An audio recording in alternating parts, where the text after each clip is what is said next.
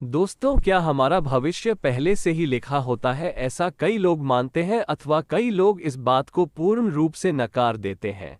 ये प्रश्न हमेशा से ही बहस का विषय बना रहता है। कहा जाता है कि जैसा हम इस जन्म में करते हैं वैसा परिणाम हमें अगले जन्म में मिलता है, जो कि कुछ हद तक ये बात सही भी है। आज की इस वीडियो में हम इसी विषय पर गहराई से चिंतन करेंगे और असल बात जानने की कोशिश करेंगे। नमस्कार दोस्तों, स्वागत है आप सभी का हमारे इस चैनल गरुड़ धर्मार्थ पर।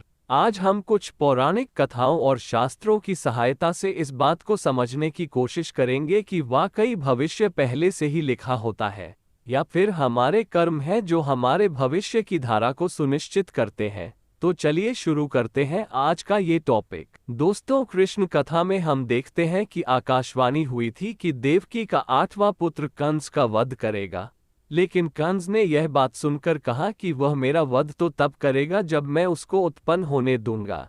इस सोच के साथ जब भी देवकी के कोई बच्चा जन्म लेता तो कंस वहां आकर उसके जन्म से कुछ घंटों के भीतर ही मौत की नींद सुला देता था। लेकिन जब देवकी के 8वें पुत्र की बारी आई तो विधि विधान के साथ जन्म भी लिया और बाद में कंस का वध भी किया।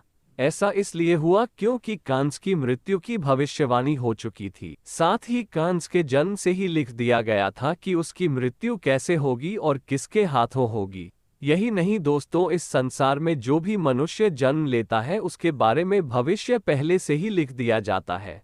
मनुष्य का जन्म कैसे होगा, कौन सी जगह होगा और उसके जीवन में कौन कौन सी परेशानियां आएंगी, यह सब विधि का विधान है और इसे चाह कर भी नहीं बदला जा सकता।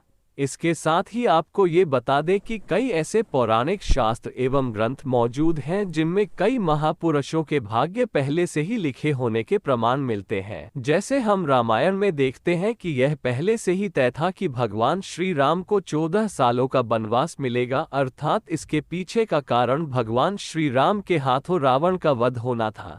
इससे आप ही सोचो कि अगर माता कैकेयी मंथरा के बहकावे में ना आती, ना ही श्री राम को माता सीता के साथ वनवास के लिए जाना पड़ता, तो सोचिए रावण का वध श्री राम के हाथों कैसे संभव था। ये सब कैसे होना था, ये सब पहले से लिखा जा चुका था, जिससे कि यह सब सभी के सुमेल से संभव हो पाया। इसी तरह हर एक प्राणी का भाग्य लिखा जा चुका है। हम सब नाटक के छोटे से पात्र हैं जिनका किसी ना किसी उद्देश्य के चलते इस संसार में जन्म हुआ है। लेकिन ये बात भी गलत नहीं है कि आपकी किस्मत आपके कर्मों पर आधारित है। वो कहावत तो आपने सुनी ही होगी कि जैसा बोओगे वैसा पाओगे। अगर आप अच्छे और पुण्य के काम करते हैं तो आपके साथ सदैव अच्छा ही होगा, लेकिन अगर आपने जीवन में हमेशा बुरे काम किए हैं तो ज्यादातर संभावना है कि आपको उसका दुष्प्रभाव इसी जन्म में देखने को मिल जाएगा। अर्थात आपने अगर बबूल रूपी बुरे कर्म किए हैं तो आपको आम के फल कैसे मिल जाएंगे। इसलिए हमारे शास्त्रों में हमेशा धर्म और पुण्य के कर्म करने की प्रेरणा दी गई है, क्योंकि यही वह रास्ता है जो हमें इस जन्म मरण के चक्कर से बाहर निकाल सकता है। वरना बुरे कर्म करने वालों को तो भगवान के चरणों में भी स्थान नहीं मिलता। यही नहीं दोस्तों, तुलसीदास जी ने भी इस बात को स्पष्ट रूप से एक चौपाई में कहा है कि कर्म ही प्रधान है, यानी कि जैसा मनुष्य कार्य करेगा वैसा उस फल मिल जाएगा। इसी के साथ एक ये बात सामने आती है कि पांडु पुत्र अर्जुन के हाथों कर्ण का वध हुआ था। अर्जुन ने कहा कि माधव मेरे हाथ कांप रहे थे और ये क्या, आपने मेरे अपने ही श्रेष्ठ का वध मेरे हाथों लिख दिया, ये कैसा भाग्य है। तो इस पे श्री कृष्ण ने कहा, हे पांडुपुत्र, मैं कौन होता हूँ किसी मनुष्य को प्रारब्ध देने वाला, ये तो करनी का फल है। जिस तरह उसने जीवन में कर्म किए उसे उसके फलस्वरूप परिणाम मिल गया, और हाँ, जीवन में किस स्तर पर फूल मिलेंगे या कांटे यह मनुष्य खुद कर्मों के द्वारा तय करता है। श्री कृष्ण ने कहा, तुमने अधर्म के विरोध में स्वर उठाया और धर्म का रास्ता चुना, जबकि कर्ण ने अधर्म का रास्ता।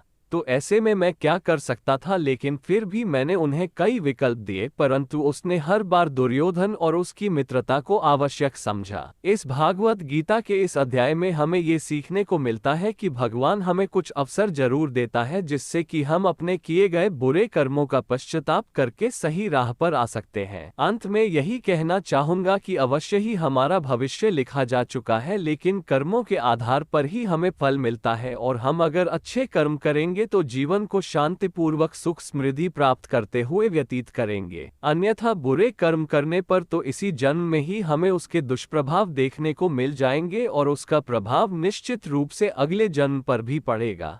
दोस्तों, इसी के साथ नीचे डिस्क्रिप्शन में दी गई वीडियो को भी ध्यान से देखें और भी अधिक जानकारी के लिए। आज के लिए इतना ही, मिलते हैं ऐसी ही एक और नई वीडियो में। तब तक के लिए नमस्कार, धन्यवाद।